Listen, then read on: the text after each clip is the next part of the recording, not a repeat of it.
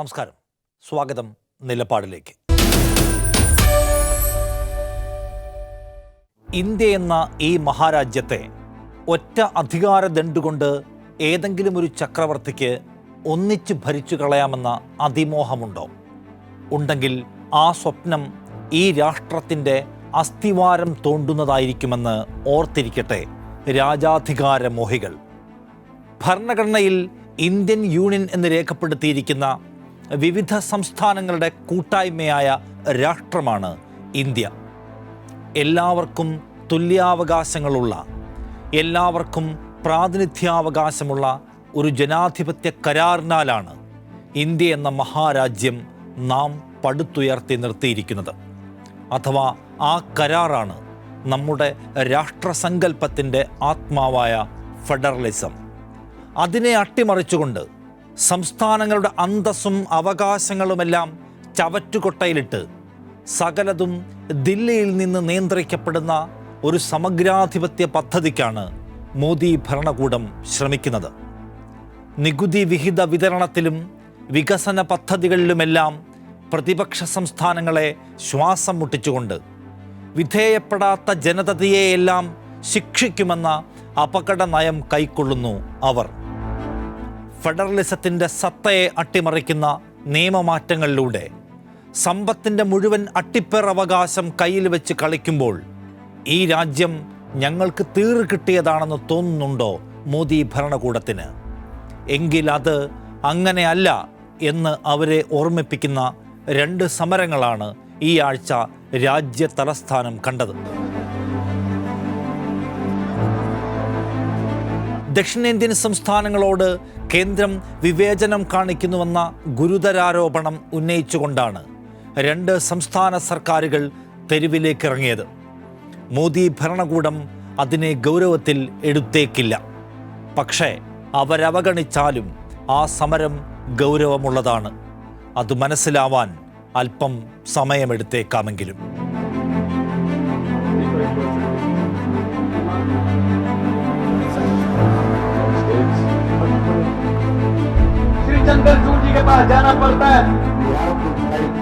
പ്രതിപക്ഷ സംസ്ഥാനങ്ങളെ സാമ്പത്തികമായി ഞെരുക്കുക വഴി അവരുടെ ജനപക്ഷ പദ്ധതികൾ മുടക്കുക, ജനപ്രീതി ഇടിക്കുക എന്ന വലിയ ആസൂത്രണമുണ്ടെന്ന് സ്വാഭാവികമായും സംശയിക്കാവുന്ന വിധത്തിലാണ് കേന്ദ്ര സർക്കാരിൻ്റെ ധനവിതരണ നയം. കടമെടുപ്പ് പരിധിയിൽ അപ്രതീക്ഷിത തടസ്സങ്ങൾ ഉന്നയിച്ചുകൊണ്ട് കേരളത്തെ മുന്നോട്ട് ചലിക്കാനാവാത്ത വിധം കുരുക്കുക എന്നത് ആ ലക്ഷ്യത്തിൽ പെടുന്നതാണ്. GDP-യുടെ 3.5% വരെ കടമെടുക്കാൻ നിയമപരമായി അവകാശമുള്ള കേരളത്തെ അതിനനുവദിക്കാതെ കൊടുക്കുന്ന കേന്ദ്രത്തിൻ്റെ മനസ്സിലുള്ളത് ദുരുദ്ദേശമല്ലാതെ മറ്റെന്താണ്?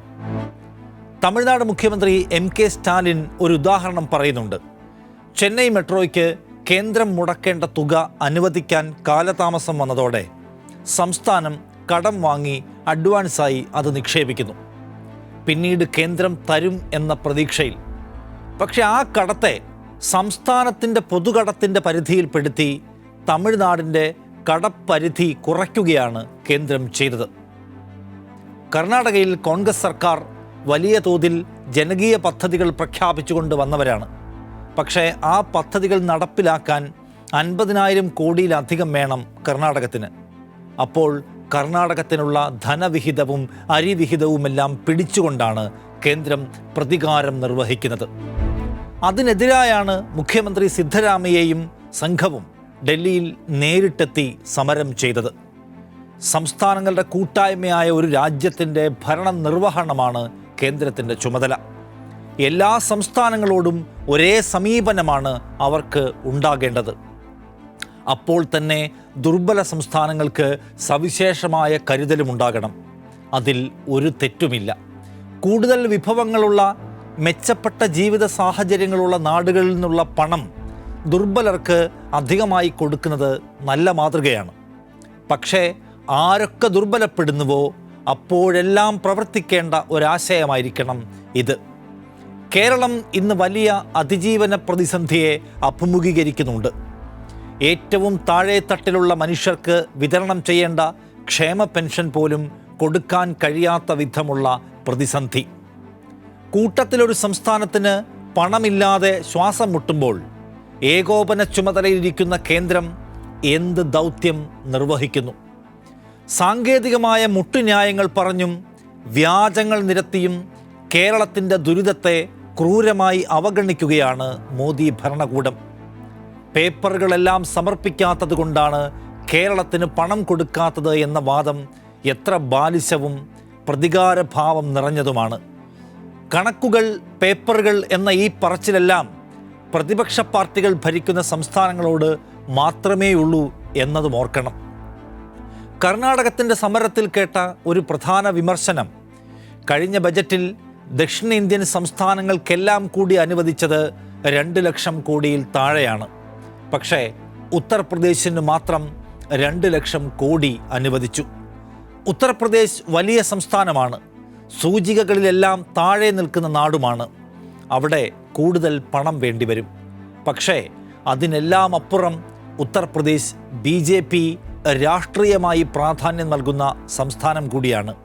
അവിടെയാണ് വിവേചനത്തിൻ്റെ ചിത്രം വ്യക്തമായി തെളിഞ്ഞു വരുന്നത്. ധനകാര്യ കമ്മീഷൻ്റെ വ്യവസ്ഥകൾ എടുത്താലും കേരളത്തോട് ചെയ്യുന്നത് തികഞ്ഞ അനീതിയാണെന്ന് കാണാൻ കഴിയും. കേരളത്തിനെതിരായ സാമ്പത്തിക വിവേചനം നമ്മുടെ ബജറ്റിനെ തന്നെ മറിച്ചിടുന്ന നിലയിലേക്ക് വികസിച്ചിരിക്കുകയാണ്. കേരളം ഇക്കാലത്തിനിടയ്ക്ക് ആർജിച്ചെടുത്ത നേട്ടങ്ങൾ അർഹമായ സാമ്പത്തിക വിഹിതം ലഭിക്കുന്നതിന് തടസ്സമാകുന്നു എന്നത് എത്രത്തോളം വലിയ അധാർമികതയാണ്. നോക്കൂ, 2011 സെൻസസ് പ്രകാരം കേരളത്തിലെ ജനസംഖ്യ 2.8% കുറഞ്ഞു. അതായത് ജനസംഖ്യാ നിയന്ത്രണം എന്ന കേന്ദ്ര സർക്കാരിൻ്റെ പ്രഖ്യാപിത ലക്ഷ്യം കൈവരിക്കുന്നതിൽ കേരളം കാണിച്ച മുന്നേറ്റമാണ് അവിടെ പ്രകടമാകുന്നത്. മെച്ചപ്പെട്ട ആരോഗ്യ പരിപാലന സംവിധാനം, വിദ്യാഭ്യാസ രംഗത്തെ കുതിപ്പ്, ആളോഹരി വരുമാനത്തിലെ മികച്ച നേട്ടം, ഇവയെല്ലാം നമുക്ക് സന്തോഷം തരുന്നതാണെങ്കിലും ഇതിൻ്റെ പേരിൽ സാമ്പത്തികമായി ശിക്ഷിക്കപ്പെടുന്നു നാം എന്നതാണ് വലിയ വൈരുദ്ധ്യം. അതായത് ഈ നേട്ടങ്ങളെല്ലാം കേരളത്തിൻ്റെ നികുതി വിഹിതം വെട്ടിക്കുറയ്ക്കുന്നതിനുള്ള കാരണമായി മാറിയിരിക്കുന്നു. നികുതി വിഹിതം ഇടിഞ്ഞത് വലിയ തോതിൽ വരവ് കുറച്ചുവെന്ന് ധനകാര്യ കമ്മീഷനെ ബോധ്യപ്പെടുത്തിയതിൻ്റെ ഫലമായാണ് റവന്യൂ കമ്മി ഗ്രാൻഡ് അനുവദിക്കപ്പെട്ടത്. നികുതി വിഹിതത്തിലെ കുറവ് കണക്കാക്കി നോക്കിയാൽ 5 വർഷം കൊണ്ട് ഏതാണ്ട് 80,000 കോടിയിലധികം കേരളത്തിൻ്റെ വരവിൽ കുറവ് വരുന്നുണ്ട്. എന്നാൽ 4 വർഷം കൊണ്ട് കേരളത്തിന് അനുവദിക്കപ്പെട്ടത് 38,000 കോടി രൂപയാണ്. അത് എടുക്കുകയും അവസാനിക്കുകയും ചെയ്തു. GST എന്ന ആശയം പൊടുന്നനെ നടപ്പാക്കുമ്പോൾ ഉണ്ടാകുന്ന സംസ്ഥാനങ്ങളുടെ പ്രതിസന്ധി പരിഹരിക്കാനാണ് 5 വർഷത്തേക്ക് GST നഷ്ടപരിഹാരം എന്ന ഏർപ്പാടുണ്ടാക്കിയത്. എന്നാൽ GST നടപ്പാക്കിയപ്പോൾ ഉയർന്നു വന്ന പ്രതിസന്ധികൾ ഇപ്പോഴും അവസാനിക്കാതെ തുടരുന്നു. നഷ്ടപരിഹാര പാക്കേജിൻ്റെ കാലാവധി അവസാനിക്കുകയും ചെയ്തു. അതുമാത്രമല്ല, ആ 5 വർഷക്കാലത്തിനിടയ്ക്ക് കേരളം 2 വലിയ പ്രളയകാലങ്ങളെ അഭിമുഖീകരിച്ചു. മറ്റെല്ലാവരെയും പോലെ കോവിഡിനെ നേരിട്ടു. ഈ സംഗതികളെല്ലാം ചൂണ്ടിക്കാട്ടിയാണ് GST നഷ്ടപരിഹാര കാലാവധി നീട്ടണമെന്ന് കേരളമടക്കമുള്ള സംസ്ഥാനങ്ങൾ ആവശ്യപ്പെടുന്നത്.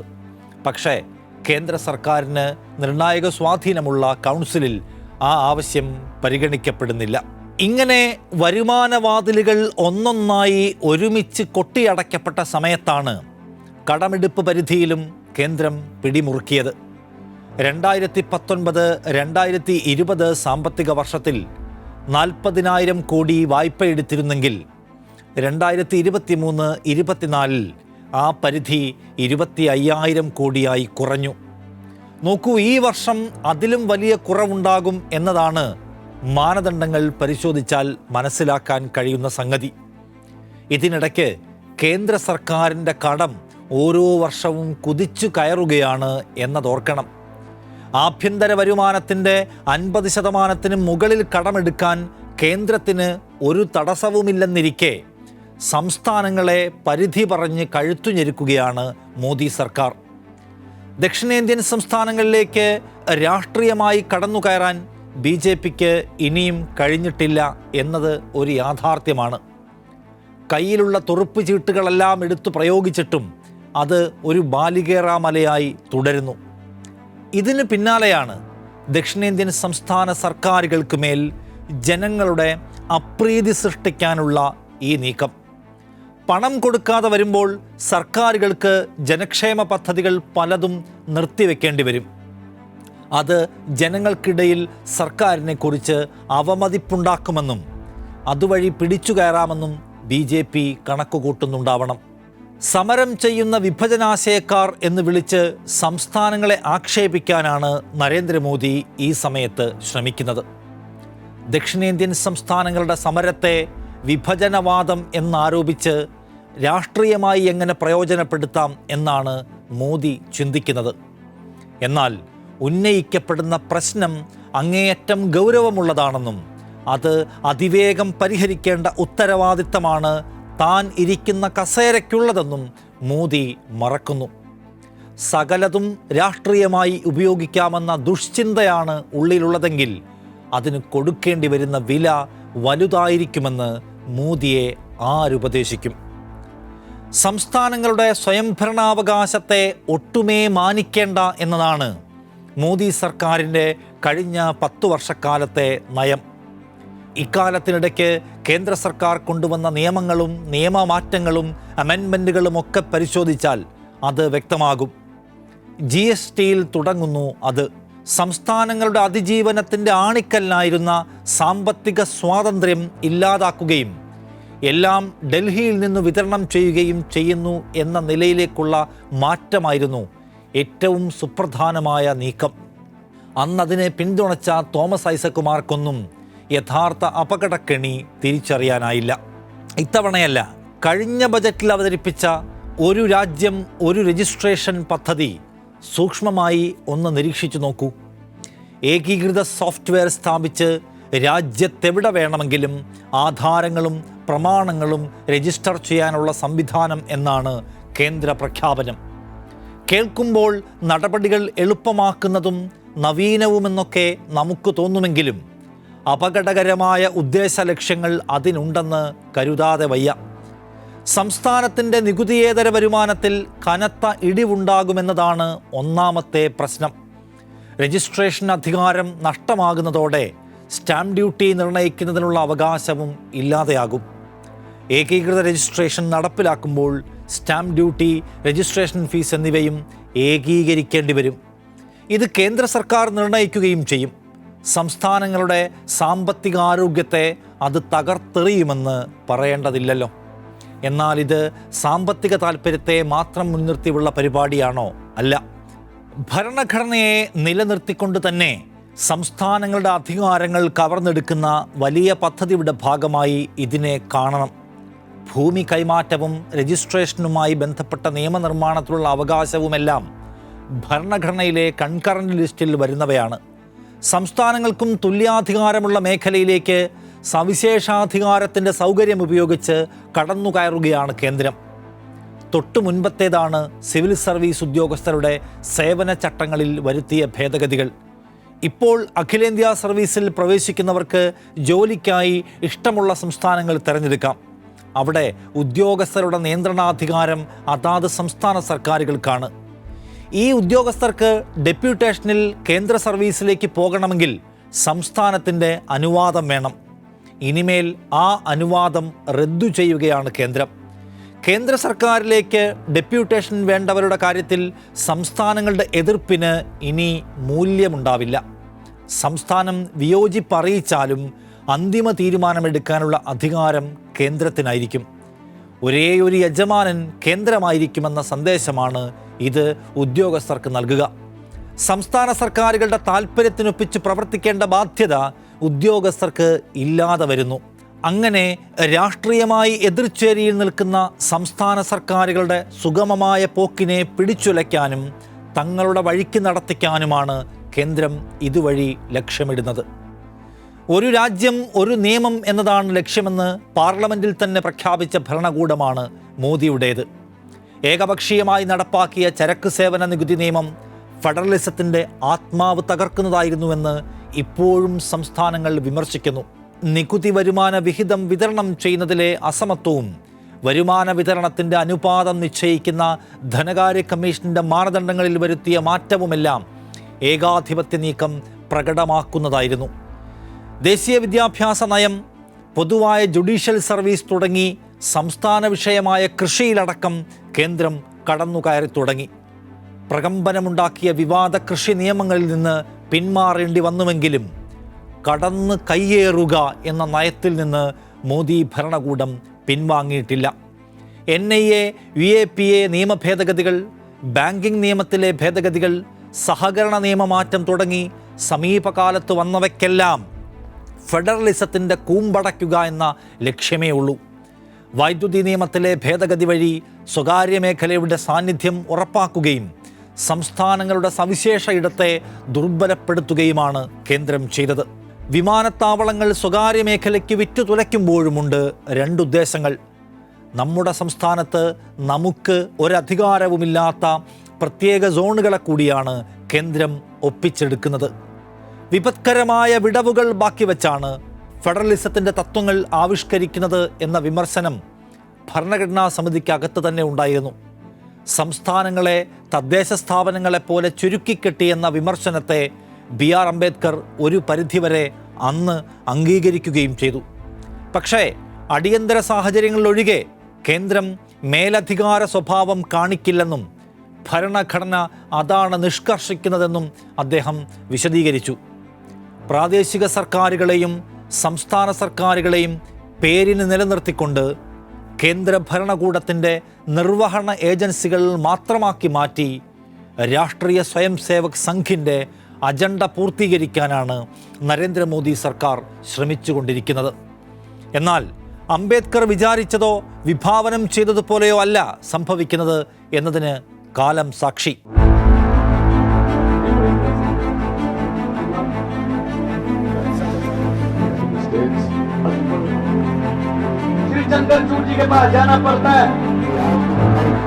സംസ്ഥാന സർക്കാരുകളെ വരിയുടച്ചു വരുതിയിലാക്കുന്ന കേന്ദ്രം ഏകശിലാത്മക രാജ്യത്തിനുള്ള ശിലയിടുകയാണ്. ഗോൾവൽക്കർ വിചാരധാരയിലൂടെ സ്വപ്നം കാണുന്ന ഒരൊറ്റ ദേശരാഷ്ട്രമെന്ന സങ്കല്പത്തിലേക്ക് അതിവേഗം നടന്നു കുതിക്കുകയാണ് മോദി സർക്കാർ. പക്ഷേ അതത്ര എളുപ്പമാണോ? രാഹുൽ ഗാന്ധി പാർലമെൻറ്റിൽ നടത്തിയ പഴയൊരു പ്രസംഗത്തിൽ ഈ വിഷയത്തിൻ്റെ മർമ്മം അടങ്ങിയിട്ടുണ്ട്.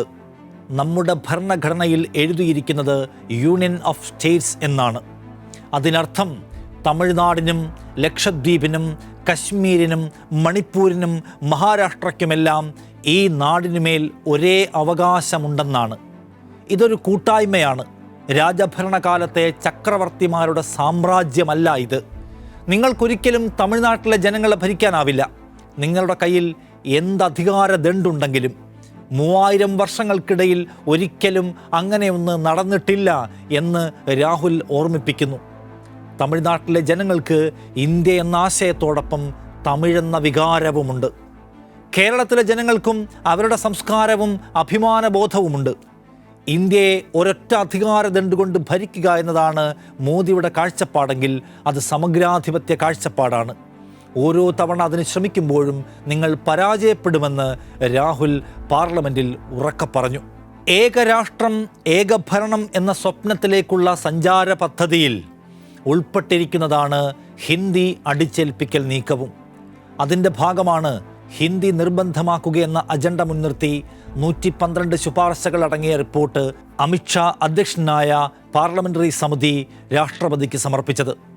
ആ റിപ്പോർട്ട് പ്രകാരം ഹിന്ദി അറിയാത്തവർക്ക് കേന്ദ്ര സർക്കാർ ജോലി അന്യമാകും.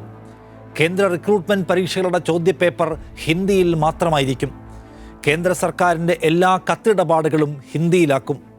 കേന്ദ്ര സർക്കാർ പരിപാടികളുടെ ക്ഷണക്കത്തും പ്രസംഗവും ഹിന്ദിയിലായിരിക്കും. ഓഫീസുകളിലെ കമ്പ്യൂട്ടറുകൾ ഹിന്ദിയിലേക്ക് മാറ്റും. ഹിന്ദി ഉപയോഗിക്കാൻ വിമുഖത കാട്ടുന്ന ജീവനക്കാർക്കെതിരെ തൃപ്തികരമായ വിശദീകരണമില്ലെങ്കിൽ നടപടിയെടുക്കും. സന്നദ്ധരാകുന്ന ഉദ്യോഗസ്ഥർക്ക് ഇൻസെൻറ്റീവ് നൽകും. കേന്ദ്ര സർവകലാശാലകളും സാങ്കേതിക ഇതര വിദ്യാഭ്യാസ സ്ഥാപനങ്ങളും അധ്യയനത്തിനും മറ്റു പ്രവർത്തനങ്ങൾക്കും ഭാഷ ഹിന്ദിയാക്കേണ്ടി വരും. ഒഴിച്ചുകൂടാനാകാത്തിടത്തു മാത്രമേ ഇംഗ്ലീഷ് ഉപയോഗിക്കാവൂ. ഭാവിയിൽ അതും ഹിന്ദിക്ക് വഴിമാറും.